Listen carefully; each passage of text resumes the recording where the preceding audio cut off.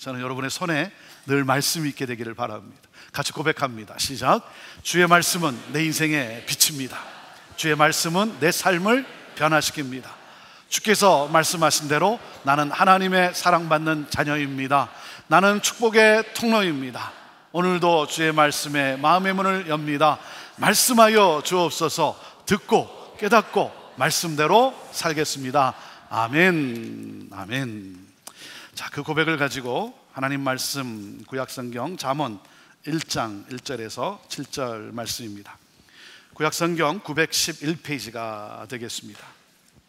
잠언 1장 1절에서 7절까지 우리 함께 읽음으로써 하나님 말씀 받도록 합니다. 같이 읽습니다. 시작. 다윗의 아들 이스라엘 왕 솔로몬의 잠언이라. 이는 지혜와 훈계를 알게 하며 명철의 말씀을 깨닫게 하며 지혜롭게 공의롭게 정의롭게 정직하게 행할 일에 대하여 훈계를 받게 하며 어리석은 자를 슬기롭게 하며 젊은 자에게 지식과 근신함을 주기 위한 것이니 지혜 있는 자는 듣고 학식이 더할 것이요 명철한 자는 지략을 얻을 것이라. 잠언과 비유와 지혜 있는 자의 말과 그 오묘한 말을 깨달으리라. 여호와를 경외하는 것이 지식의 근본이거늘 미련한 자는 지혜와 훈계를 멸시하느니라. 아멘. 한국의 이 시대의 지성인이라고 일컫는 이어령 박사님이 계십니다. 의무는 지성을 낳고 믿음은 영성을 낳는다라는 책도 쓰신 분입니다. 이분이 간증을 하시는데 초등학생 때 선생님이 제비와 까마귀와 기차 중에 누가 제일 빠른지 아냐 이렇게 질문을 하더래요. 제비와 까마귀와 기차 누가 제일 빠를까요? 그러면서 제비가 시속 몇 킬로미터로 나는지 아느냐. 그래서 그분이 속으로 그 초등학생 때 속으로 참 웃긴다. 아니 저런 걸 왜 학교에서 가르치나. 내가 궁금한 것은, 내가 물어보고 싶은 것은 다른 새들은 사람들을 무서워해서 사람이 집에 와서 집을 짓지 않는데 왜 제비들은 사람의 집에 와서 집을 짓는가? 선생님, 그게 더 궁금합니다. 그랬더니 선생님이 아니 내가 지금 제비가 시속 몇 킬로미터로 나는지 그걸 말하고 있는데 너는 쓸데없는 것을 물어보냐. 나와.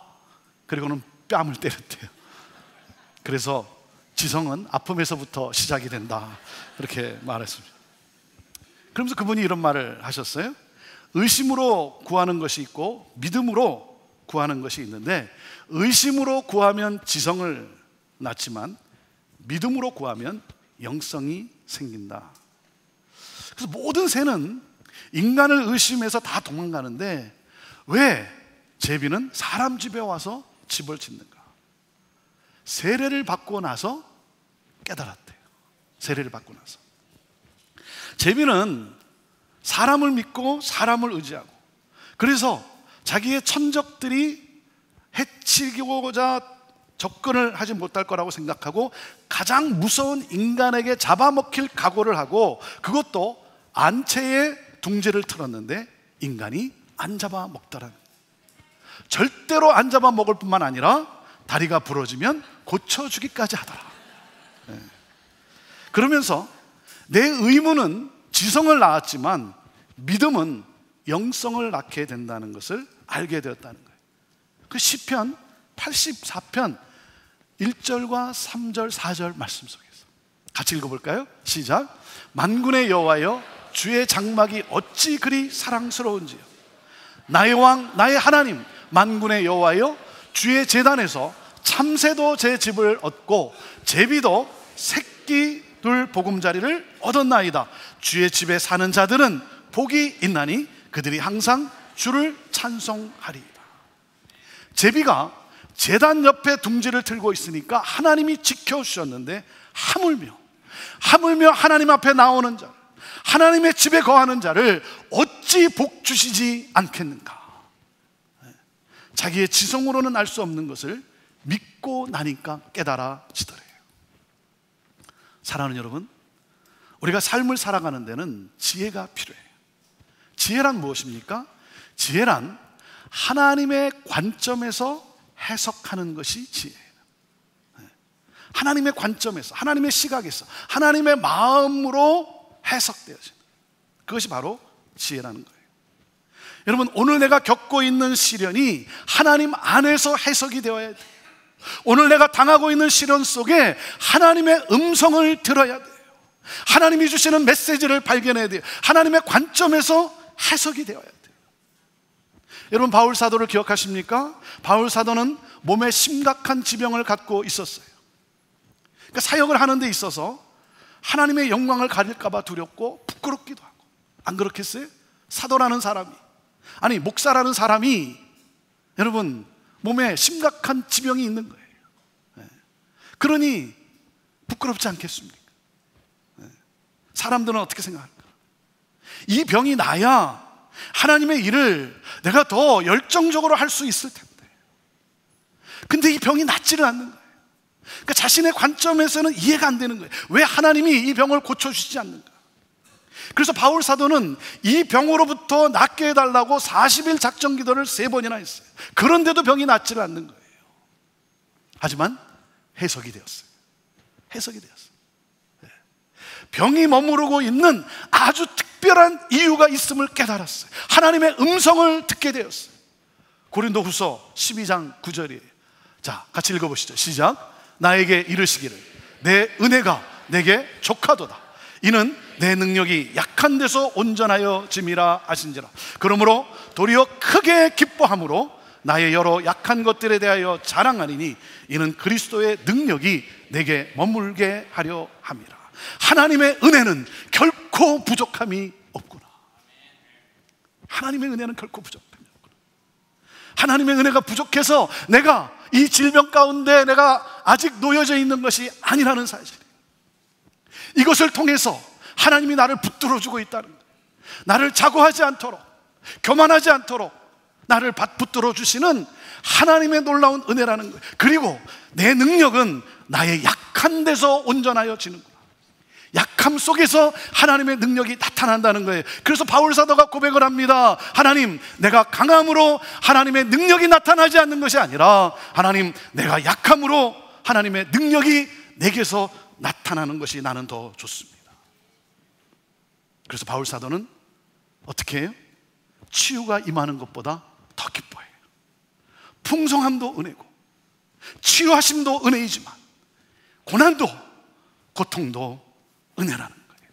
그래서 감사하고 기뻐해요. 여러분, 고통 속에 함몰되지 않아요.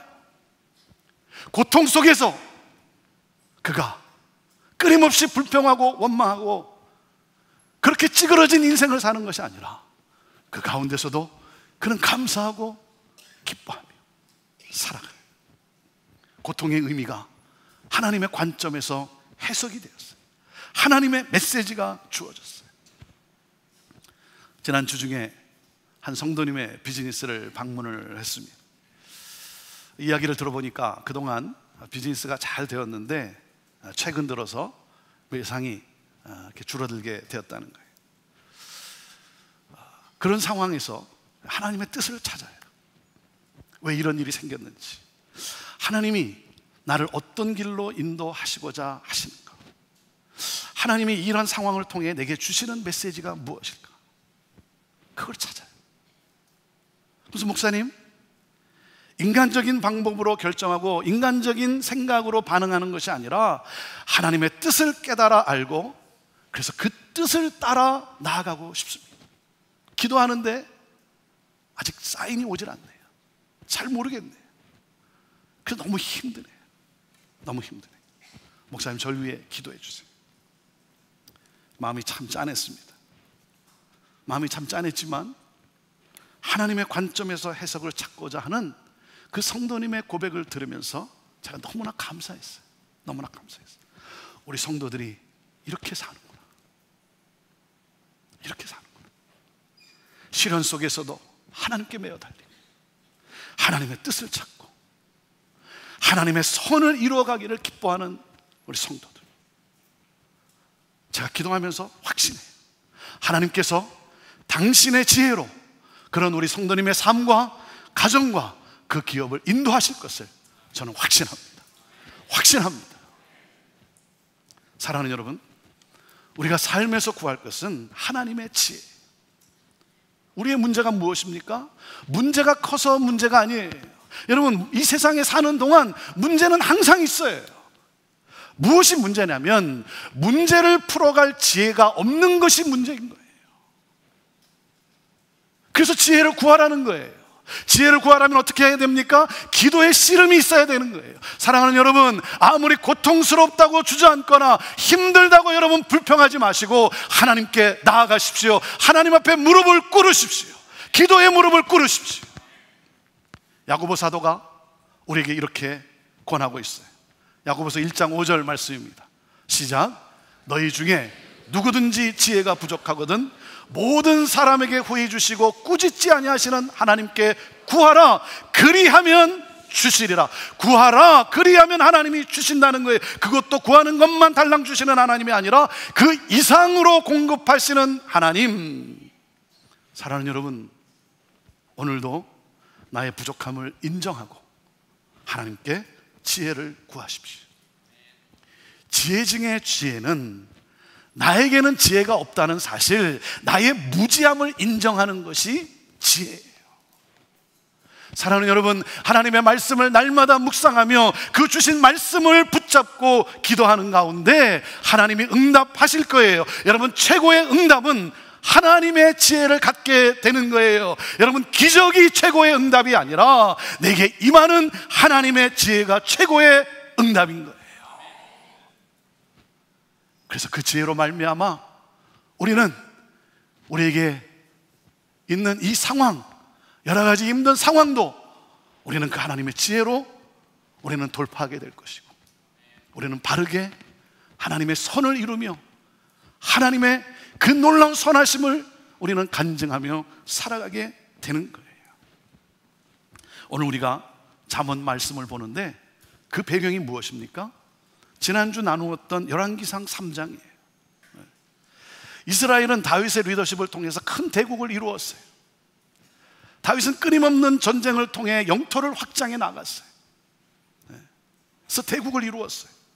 다윗의 뒤를 이어 왕이 된 솔로몬, 이제 평화스러운 그런 나라의 왕이 된 솔로몬의 과제가 무엇이겠습니까? 이스라엘을 공평과 정의로 지혜롭게 다스리고 인도함으로써 뭐예요? 하나됨을 이루어가는 거예요. 솔로몬이 어느 날 기브온에 가서 제사를 드리러 갔는데 그날 밤에 하나님이 꿈에 나타나셔서 말씀을 하시는 거예요. 내가 너에게 무엇을 주기를 바라느냐? 솔로몬이 대답을 합니다. 하나님, 지혜로운 마음을 주셔서 주의 백성을 지혜롭게 인도하기를 원합니다. 하나님이 이것을 너무나 기뻐하셨어요. 너무나 기뻐하셨어요. 너가 지혜를 구하다니. 하나님이 감격하셨어요. 너가 지혜를 구하다니. 사랑하는 여러분, 우리가 구할 것은 재물보다 명예보다 지혜라고 하는 사실이에요. 지혜가 우선순위 넘버원이라는 거예요. 그래서 너무 감격하신 하나님께서 솔로몬에게 지혜를 주실 것은 물론이고 그가 구하지 아니한 부귀와 영광도 주겠나라고 약속을 하셨어요. 너와 같은 자는 너 앞에도 없었고 너 뒤에도 없을 것이다. 너가 가장 지혜로운 자가 될 것이다. 그리고 그 결과를 우리는 그 다음 장 열왕기상 4장에서 우리는 보게 됩니다. 자, 열왕기상 4장 29절에서 34절까지의 말씀을 자 읽어보시죠. 시작. 하나님이 솔로몬에게 지혜와 총명을 심히 많이 주시고 또 넓은 마음을 주시되 바닷가의 모래같이 하시니 솔로몬의 지혜가 동쪽 모든 사람의 지혜와 애굽의 모든 지혜보다 뛰어난지라. 그는 모든 사람보다 지혜로워서 예스라 사람 에단과 마올의 아들 헤만과 갈골과 다르다보다 나음으로 그의 이름이 사방 모든 나라에 들렸더라. 그가 잠언 3000가지를 말하였고 그의 노래는 1005편이며 그가 또 초목에 대하여 말하되 레바논의 백향목으로부터 담에 나는 우슬초까지 하고 그가 또 짐승과 새와 기어다니는 것과 물고기에 대하여 말한지라. 사람들이 솔로몬의 지혜를 들으러 왔으니 이는 그의 지혜의 소문을 들은 천하 모든 왕들이 보낸 자들이더라. 네. 여러분, 솔로몬이 잠언 3000을 말했다는 거예요. 그래서 우리가 오늘 잠언을 보고 있는 거예요. 자, 잠언 1장 1절을 한번 다시 읽어보십시다. 잠언 1장 1절 시작. 다윗의 아들 이스라엘 왕 솔로몬의 잠언이라. 이 잠언의 뜻이 무엇입니까? 이 잠언의 이 잠이라고 하는 단어는 바늘잠이라고 합니다. 바늘잠. 잠언은 잠자게 하는 말이 아니라 바늘같이 찌르는 말이라는 거예요. 둔감해진 우리의 마음, 무감각해진 우리의 마음을 찔러서 잠에서 깨어나고 정신 차리게 하는 말이 잠언이라는 거예요. 영어로는 뭐라 그러죠? Proverbs라고 해요. Proverbs. Pro 앞에 verbs 말한다. 무슨 말이에요? 미리 말해준다라는 거예요. 미리 말해준다. 이럴 때는 이렇게 하라. 이런 경우에는 이렇게 하라. 그러니까 뭡니까? 우리를 의롭고 우리를 정직하고 우리를 바르게 살아가게 하는 안내자와 나침판의 역할을 하는 것이 바로 잠언이라는 거예요. 그러니까 잠언을 다른 말로 표현하면 속담, 격언이라고 할 수도 있어요. 근데 여러분, 성경의 잠언이 세상의 속담과 세상의 격언과 다른 것은 무엇 때문이겠습니까? 그것은 바로 잠언의 출처에 있어요. 잠언의 출처가 누구냐는 거예요. 잠언의 저자가 누구냐 이거예요. 잠언의 저자가 누구예요? 누구겠어요? 자, 뭐라고 표현되어 있어요? 다윗의 아들 이스라엘 왕 솔로몬, 이렇게 표현되어 있어요. 네. 근데 여러분, 정확하게 표현하면 이렇게 됩니다. 이스라엘 왕 다윗의 아들 솔로몬의 잠언이라. 이게 더 정확한 표현이에요. 이스라엘 왕 다윗의 아들 솔로몬의 잠언. 자, 여러분, 이스라엘의 왕이 누구예요? 이스라엘의 진정한 왕이 누구예요? 여러분의 인생의 진정한 왕이 누구세요? 사랑하는 여러분, 하나님이시죠. 하나님. 그러니까 잠언은 하나님께서 다윗의 아들 솔로몬에게 주신 지혜라고 하는 사실이에요. 그래서 성경에 이 잠언이 있는 거예요. 그래서 우리가 이 잠언을 보는 거예요. 하나님이 직접 주신 지혜의 말씀. 자, 그렇기 때문에 여러분, 지혜의 핵심이 무엇인가를 알아야죠. 지혜의 핵심은 무엇인가? 이 잠언의 중심 구절이 뭐예요? 오늘 우리가 읽은 본문 중에 7절에 있어요. 7절. 7절에 뭐라고 기록되어 있어요? 여호와를 경외하는 것이 지식의 근본이다 그랬어요. 그리고 9장 10절에 또 이렇게 말씀을 하십니다. 여호와를 경외하는 것이 지혜의 근본이다. 지식의 근본, 지혜의 근본이 무엇이라고요? 여호와를 경외하는 거예요. 그러니까 여러분, 하나님을 경외하지 않는 사람은 지혜를 얻을 수가 없는 거예요. 하나님을 경외하지 않는 사람은 어리석은 자라는 거예요. 이 세상에서는 굉장히 똑똑하고 지혜로운 탁월한 사람이라고 여겨질지 모르지만 그러나 아니라는 거예요. 아니라는 거예요. 사랑하는 여러분, 무슨 말이에요? 내가 지혜의 표준이 아니에요. 여러분, 내 자신을 믿어서도 안 되는 거예요. 스스로 인생에 통달했다고 여겨서도 안 되는 거예요.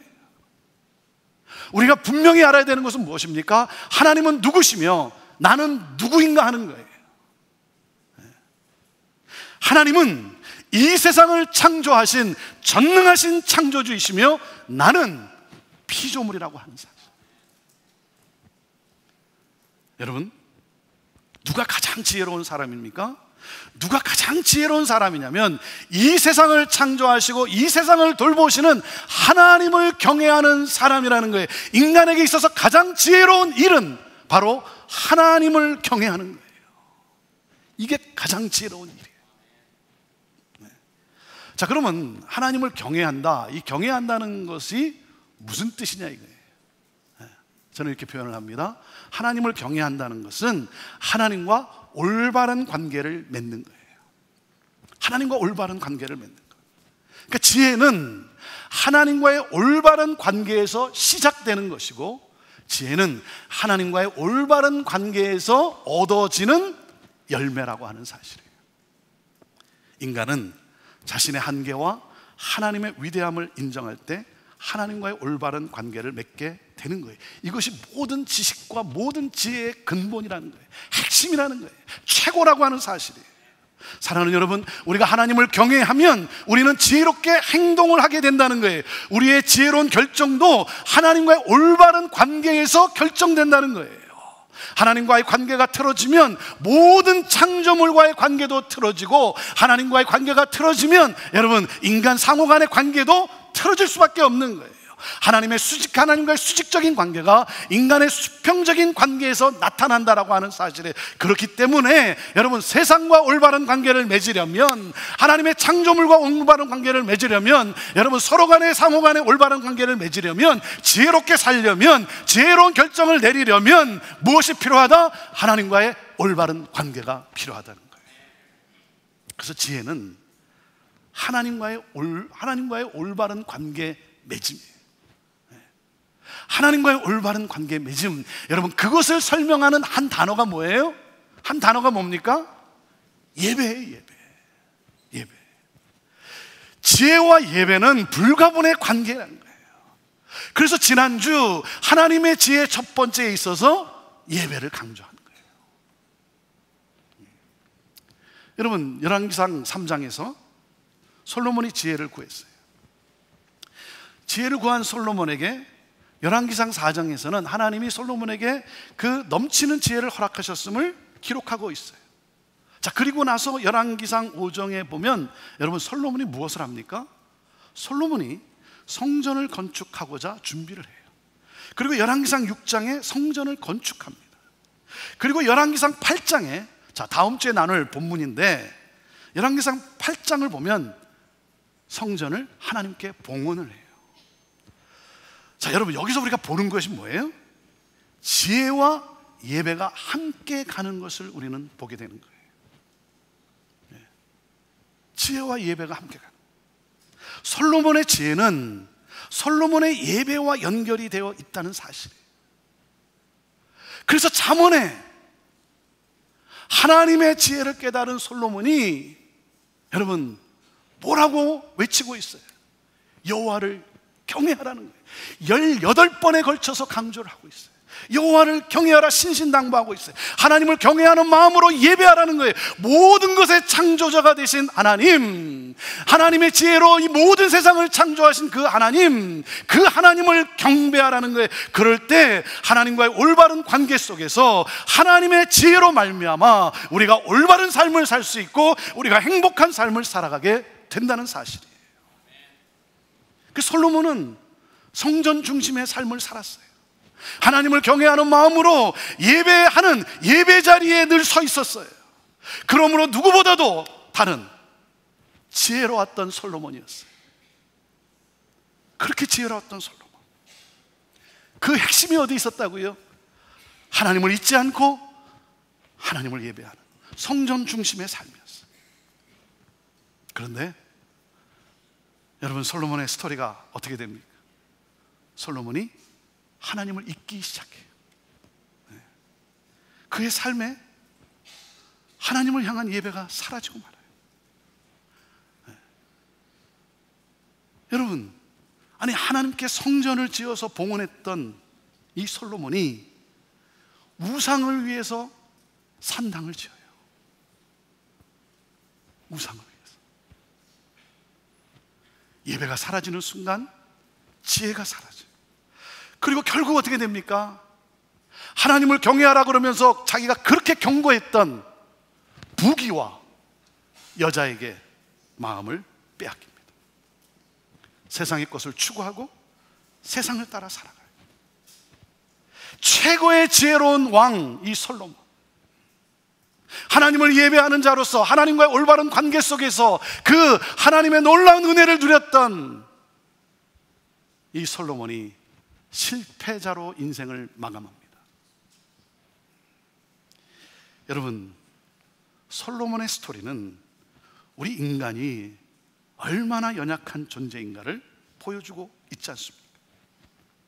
그리고 이 솔로몬의 스토리는 우리가 살 수 있는 길, 우리가 살 수 있는 길은 우리의 진정한 왕이신 예수 그리스도에게 있다는 사실을 보게 해요. 여러분, 예수님은 우리가 하나님과 올바른 관계를 맺을 수 있도록 우리의 삶을 찾아오셨어요. 죄로 말미암아 하나님과의 관계가 끊겨버린 그러한 우리들을 살리기 위해서 그분은 우리의 삶을 찾아오셨어요. 그리고 우리의 죄를 대신해서 십자가에 달리시고 우리가 받아야 될 모든 진노를 대신 다 받으시고 그리고 십자가에서 죽으셨어요. 왜입니까? 우리로 하여금 하나님과 화목하게 하기 위해서. 하나님과의 관계가 끊겨진, 그러므로 말미암아 우리가 올바로 살 수 없는 그러한 우리들을 살리기 위해서, 하나님과 화목하게 하기 위해서 예수님이 십자가를 지셨어요. 십자가에서 죽으셨어요. 여러분, 예수님이 십자가에서 죽으시는 순간 어떤 일이 일어났습니까? 성전에 하나님과 우리를 가로막고 있는, 여러분, 그거 뭐죠? 휘장, 커튼. 감히 인간이 어떻게 거룩하신 하나님 앞에 나갈 수 있겠습니까? 그래서 그 가로막아놨던 그 휘장이 예수님께서 십자가에 죽으시는 순간, 여러분, 그것이 둘로 갈라져 버리고 말아요. 무슨 말입니까?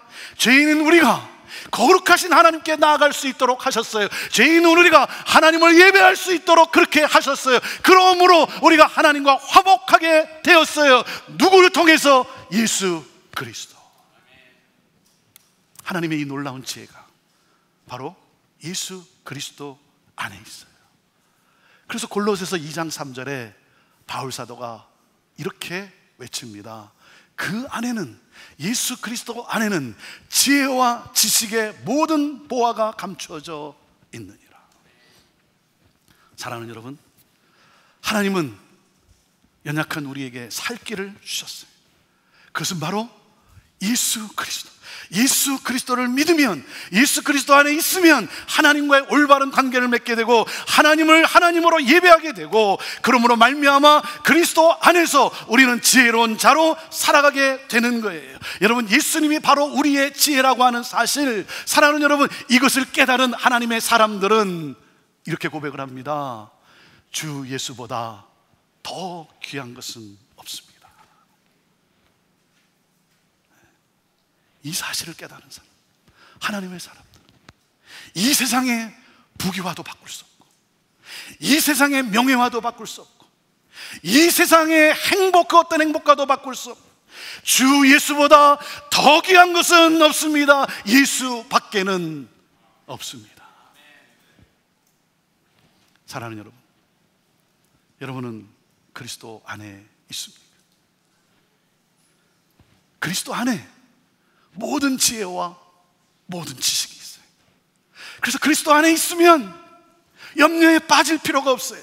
두려움에 빠질 필요가 없어요. 왜? 예수 그리스도께서 모든 지혜와 모든 지식을 가지고 있는 예수 그리스도께서 우리에게 지혜를 주시고 우리의 삶을 인도하시고 우리를 기뻐하게 하십니다. 사랑하는 여러분, 때로는 힘들고 때로는 어렵고 때로는 시련이 찾아오고 고통이 있지만, 사랑하는 여러분, 우리는 혼자가 아니에요. 예수 그리스도께서 나와 함께 하십니다. 예수 그리스도를 신뢰하십시오. 예수 그리스도와 동행하십시오. 예수님께 지혜를 구하십시오. 그 예수님께서 나를 인도하시고 나를 기쁨으로 하나님께 경배하게 하십니다. 지혜는 하나님을 경외하는 데 있어요. 지혜는 하나님과의 올바른 관계에서 시작되어지고 하나님과의 올바른 관계에서 얻어지는 열매인 거예요. 예수 그리스도, 그분 앞으로 나아갑시다. 기도합시다. 이 시간 우리 하나님 앞에 서봅시다. 하나님은 누구시고 나는 누구입니까? 이 사실이 뚫리지 않으면 우리는 결코 나를 창조하신 하나님의 목적을 살아갈 수가 없습니다. 기쁨을 누릴 수 없는 존재인 거예요. 하나님은 창조의 하나님이시고 나는 피조물이라고 하는 이 사실, 내게는 지혜 없음을 인정하고 하나님의 지혜가 필요함을 고백하는 사람. 하나님, 내 삶이 회복되기를 원하고, 하나님, 모든 지혜로 우리를 하나님과 화목하게 하신 예수 그리스도, 내가 초청합니다. 환영합니다. 오시옵소서. 오시옵소서. 하나님, 내가 하나님을 경외하겠습니다. 하나님을 예배하겠습니다. 지혜 주시기를 기뻐하시고 넘치게 해주시는 하나님, 내 삶의 여러 가지 상황 속에서, 어려움 속에서, 해결되지 않는 이 문제 속에서 내 눈물을 하시는 하나님, 오늘 간구하오니 하나님, 지혜를 부어 주옵소서. 깨달음 있게 하여 주옵소서. 일어나 찬양하게 하여 주옵소서. 하나님이 하실 놀라운 역사를 바라보며 나가는 내가 되게 하여 주옵소서. 우리 하나님 앞에 우리 함께 간절히 우리 고백하며 우리 기도로 나아갑시다. 같이 기도하시겠습니다. 창조의 하나님, 역사를 주관하시는 하나님, 오늘도 하나님 앞에 섭니다. 하나님, 나의 연약함을 하나님께 고백합니다. 하나님 없이는 살 수 없는 나, 하나님의 도움 없이는 살 수 없는 나임을 인정하고 하나님의 지혜를 구하고, 하나님, 내 모든 삶의 영역 속에 회복이 일어나게 되기를 원합니다. 치유의 역사가 일어나기를 원합니다. 하나님과 나로 하여금 화목하게 하시기 위해서 십자가에 달리시고 죽으시고 죄와 사망의 권세를 깨뜨리시고 부활하셨습니다. 나로 하여금 하나님의 자녀 되게 하신 하나님, 예수 그리스도가 나의 구주임을 고백합니다. 주여 오시옵소서. 오시옵소서. 내 삶에 좌정하사 하나님, 그 예수 그리스도 안에 살아가는 내가 되게 하여 주옵소서. 그러므로 말미암아 우리가 이 땅에서 하나님의 지혜로 말미암아 올바르게 살게 하시고 정직하게 살게 하시고 그렇게 살게 하시고 기쁨으로 살게 하시고 행복하게 하나님의 뜻을 따라 살아가는 내가 되게 하여 주옵소서. 하늘의 지혜를 부어 주옵소서. 하나님, 문제 가운데 하나님의 지혜를 부어 주옵소서. 그러므로 그 삶을 살아가는 하나님 축복의 분으로 살아가는 내가 되게 하여 주시옵소서. 오 주의 하나님, 우리를 인도하여 주시옵소서.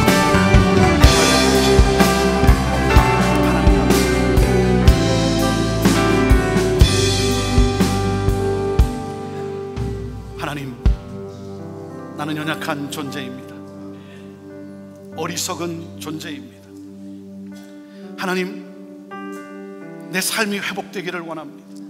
깨어진 내 삶의 모든 영역이 회복되기를 원합니다. 하나님의 모든 지혜로 우리를 하나님과 화목하게 하신 예수 그리스도를 신뢰합니다. 하나님을 경외하겠습니다. 하나님을 예배하겠습니다.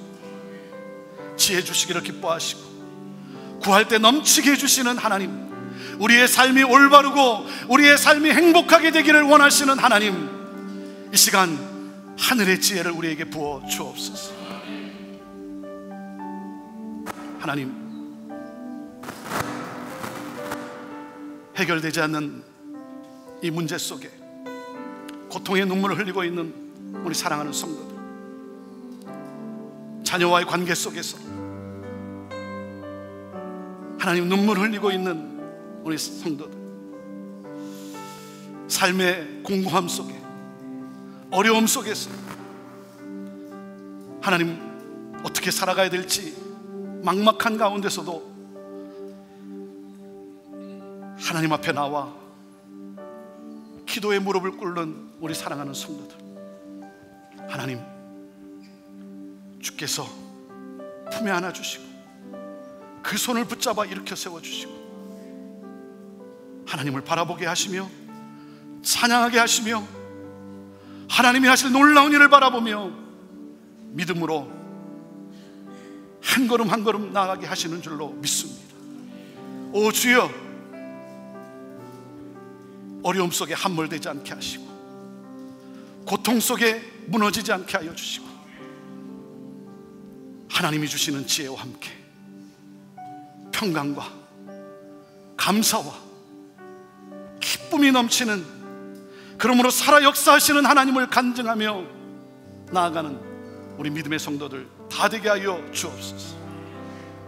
주 예수여 오시옵소서.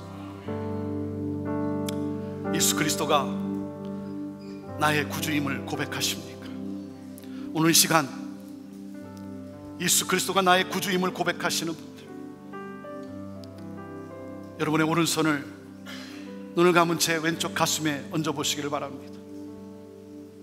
믿음으로 얹어보시기를 바랍니다. 예수님은 나의 구원자이십니다. 내가 믿겠습니다. 내가 믿습니다. 하나님, 이 믿음을 고백하며 하나님이 주신 지혜로 이 땅에 복된 삶을 살아가고, 그러므로 축복의 통로로 쓰임받기를 원하는 하나님, 믿음의 성도들을 주의 지혜로 복되게 하여 주옵소서. 주님 찬양합니다. 영광 받으시옵소서. 주님만이 나의 구원자이십니다. 예수님의 이름으로 기도합니다.